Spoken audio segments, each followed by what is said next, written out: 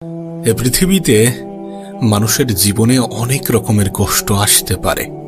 কখনো খাবার কষ্ট, কখনো ভয়ের কষ্ট, কখনো শারীরিক কষ্ট, কখনো মানসিক কষ্ট, কখনো পারিবারিক কষ্ট, কখনো সামাজিক কষ্ট। কিন্তু যখন এই কঠিন সময়গুলো, কঠিন পরিস্থিতিগুলো তোমার আমার জীবনে আসবে, তখন আমাদের করণীয় কি?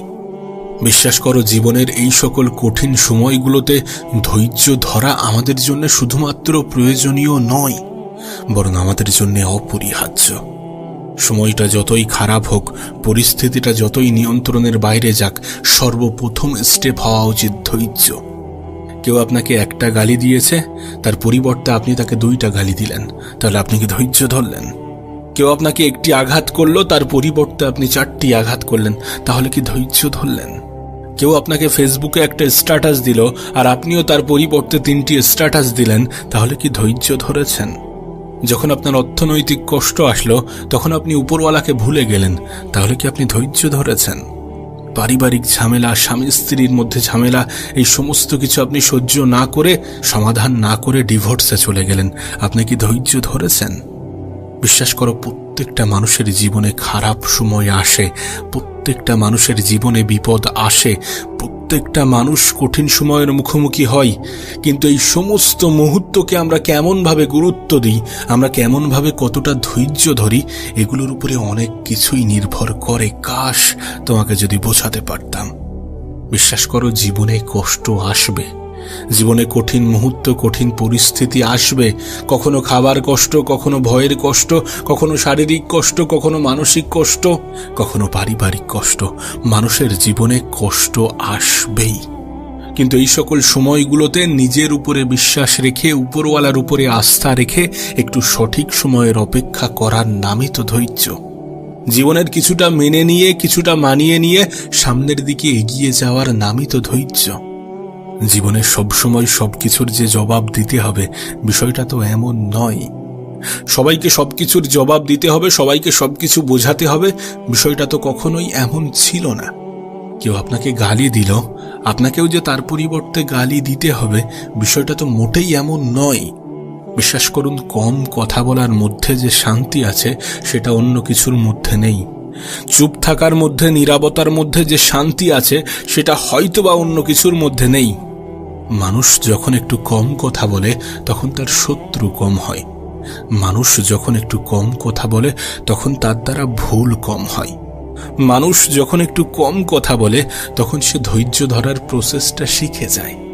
মানুষ যখন একটু কম কথা বলে, তখন তার শত্রুর সংখ্যা কমে যায়। আমরা একটা কথাই কিন্তু অনেক বেশি বিশ্বাস করি, এবং এটা সত্য, এটা বাস্তব, যে বাইরের মানুষ কষ্ট দিলে যতটা কষ্ট লাগে, তার থেকে অনেক বেশি কষ্ট লাগে যখন ভিতরের মানুষ, যখন কাছের মানুষ, যখন আপন মানুষগুলো কষ্ট দেয়। কখনো নিজের মনে প্রশ্ন জেগেছে যে এর কারণ কি? এর কারণ, আপন মানুষগুলোর থেকে আমাদের আশা, এক্সপেকটেশন অনেক হাই থাকে, অনেক পজিটিভ থাকে। একবার ভেবে দেখুন, যার প্রতি আপনি সুধারণা রাখেন, সেই মানুষটাই যদি আপনার কষ্টের কারণ হয়, তাহলে বিষয়টা সত্যি একটু দুঃখজনক। তাই সবথেকে ভালো প্রসেস হচ্ছে অন্যদের থেকে এক্সপেকটেশন কমিয়ে নিজের উপরে বেশি রাখা।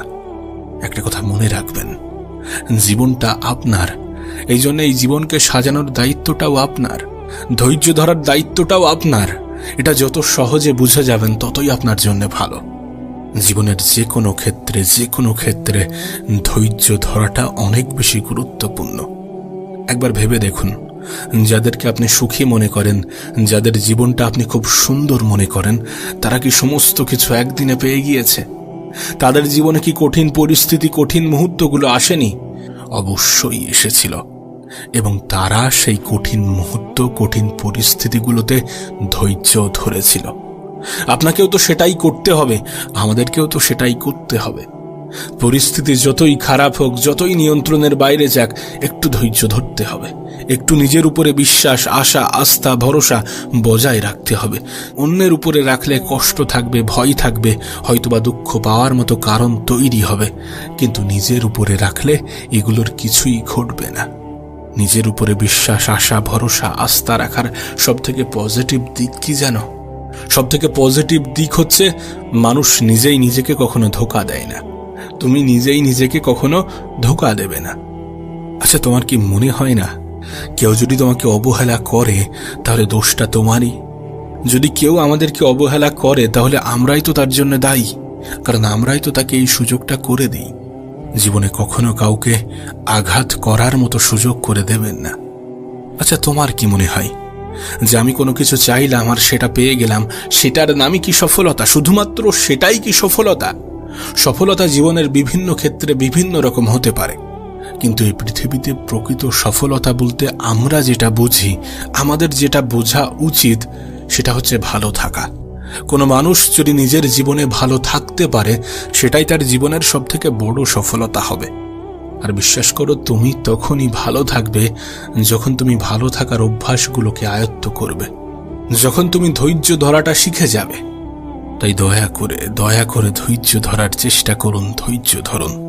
যত পরিস্থিতি খারাপ হবে তত বেশি ধৈর্য ধরতে হবে। যত পরিস্থিতি নিয়ন্ত্রণের বাইরে চলে যাবে তত বেশি ধৈর্য ধরতে হবে। যত কঠিন সময়ের মুখোমুখি দাঁড় করানো হবে তত বেশি ধৈর্য ধরতে হবে।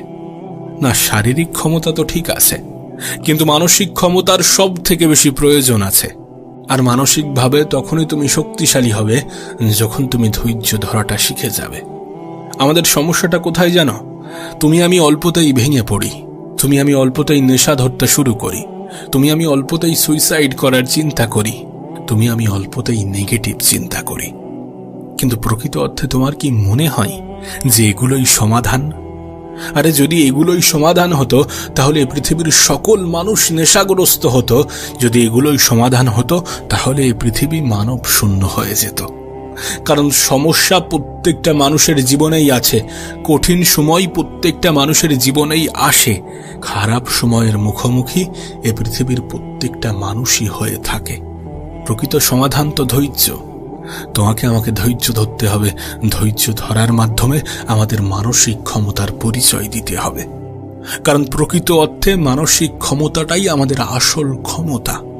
প্রতিটা নেগেটিভ জিনিসের মধ্যে কিছু পজিটিভ জিনিসও থাকে, সেটাকে খেয়াল করতে হবে, সেটাকে গুরুত্ব দিতে হবে। তুমি জানলে হয়তো বা অবাক হবে, কিন্তু আমাদের প্রত্যেকটা খারাপ সময়, প্রত্যেকটা কঠিন সময় আমাদেরকে একটা বার্তা দেয়, আমাদেরকে বলে, আমাদেরকে বোঝায় যে নিশ্চয়ই কষ্টের সাথে আছে স্বস্তি, নিশ্চয়ই ধৈর্য ধরার মধ্যে আছে শান্তি। জীবনে ভালো থাকতে গেলে ধৈর্য ধরতে হবে, সফল হতে গেলে ধৈর্য ধরতে হবে, সুন্দর একটা জীবন কামনা করছেন সেটা পেতে গেলে ধৈর্য ধরতে হবে, কিছু পরিস্থিতিকে ভুলে যেতে গেলে ধৈর্য ধরতে হবে, কিছু মানুষের মনে জায়গা করতে গেলে ধৈর্য ধরতে হবে, মানুষের কথাগুলোকে ইগনোর করতে গেলে ধৈর্য ধরতে হবে, সর্বোপরি মানসিকভাবে শক্তিশালী হতে গেলে ধৈর্য ধরতে হবে। না, এমনটা হতে পারে যে তোমার জীবনেও হয়তোবা কিছু অভাব, কিছু অভিযোগ আছে, কিন্তু এই সমস্ত অভাব অভিযোগ দূর হয়ে যাবে যখন তুমি তোমার থেকেও বেশি অভাবী মানুষকে দেখবে, যখন তুমি তোমার থেকেও বেশি অভাবী মানুষের জায়গায় নিজেকে বসাবে। আর এমনটা তো নয় যে তোমার থেকে খারাপ কেউ নেই, এমনটা তো নয় যে তোমার থেকে কঠিন জীবন কেউ অতিক্রম করছে না, এমনটা তো নয় যে তোমার মতো নিজের জীবনে কেউ লড়াই করছে না, লড়াই সকলেই করছে। হ্যাঁ, হতে পারে প্রত্যেকটা মানুষের লড়াই ভিন্ন ভিন্ন, হতে পারে প্রত্যেকটা মানুষের সমস্যা ভিন্ন ভিন্ন, কিন্তু এই প্রত্যেকটা মানুষের সমস্যার সমাধানের সাথে একটা শব্দ ওতপ্রোতভাবে জড়িত, আর সেটাই হচ্ছে ধৈর্য। যেন আমাদের মধ্যে একটা খুব বাজে ধারণা আছে, আমরা মনে করি মানুষের কাছে টাকা থাকলেই হয়তোবা মানুষ সুখী হয়, কিন্তু প্রকৃত অর্থে বাস্তবতাটা কিন্তু এমন নয়।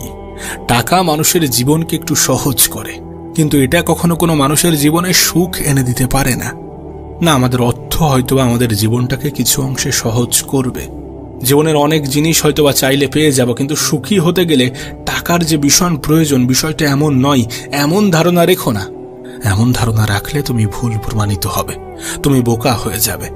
কারণ যখন তুমি দেখবে তোমার থেকেও আর্থিকভাবে দুর্বল মানুষগুলো কত সুন্দরভাবে জীবন কাটাচ্ছে, কতটা মানসিক শান্তির মধ্যে আছে, তখন তুমি ভুল প্রমাণিত হবে।